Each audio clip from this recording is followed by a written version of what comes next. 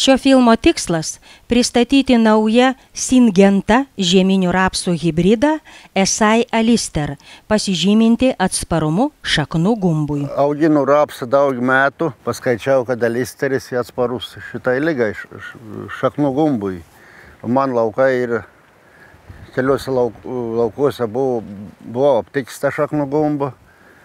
Ir nutariau pabandyti pasėti tą Alisterį. Kaip matau, dabar jis užaugo labai puikus. Lyginant su kitom veislėm, tai jau atrodo įspūdingai. Šaknų gumbas yra viena iš sunkiausiai kontroliuojamų grybinių ligų rapsų pasėliuose. Šios ligos pažeisti augalai nustoja augti, o vėliau žūva.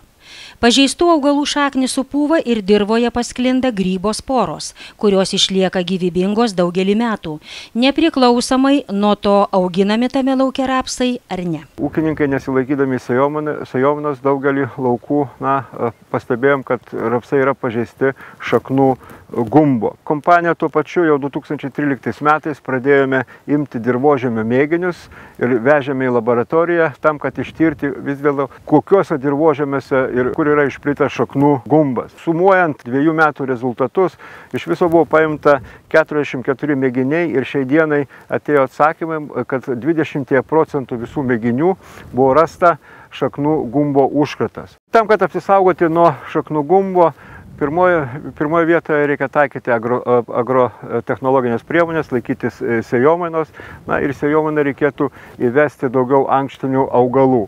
Kita priemonė, jeigu žinome, kad dirvožemiai yra rūgštesni, o šiandien būdami Žemaitijoje, čia yra tikrai daug dirvožemių, kurių rūgštingumas yra, dirvožemiai yra rūgštesni, tai reikalingas dirvų kalkinimas. Ir be abejo, rapsas turėtų grįžti į tą patį lauką maždaug 4-5 metai. Priemonės šaknų gumbo prevencijai.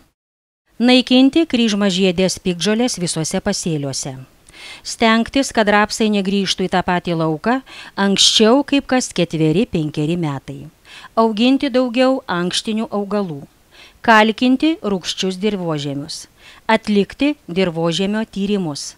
Sėjant rapsus, kur buvo nustatytas šaknų gumbas, pasirinkti atsparias veislės. Kaip pavyzdys yra neatspari veislė šaknų gumbui, kur šaknis yra jau nupuvusi, išleid naują, bet matomai iš jo derliaus jau nebus, nes užėjus didesnė sausra, drėgmės trūkumai paprasčiausiai nudžius.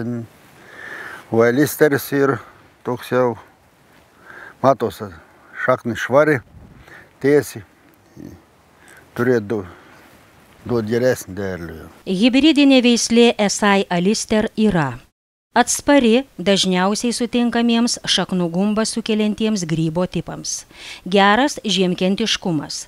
Atspari išgulimui, mažai reikli dirvožemiui, sparčiai vystosi rudenį, mažiau jautri fomozei. Jeigu vis dėlto ūkininkas nusprendė sėti žieminį rapsą lauke, kuriame buvo rastas šaknų gumbas, jis turėtų pasirinkti atsparią veislę arba atsparų hybridą šiai ligai, mūsų atveju Esai Alisteris. 2014 metais Kauno augalų veislių tyrimo skyriaus atlikto bandymo duomenys.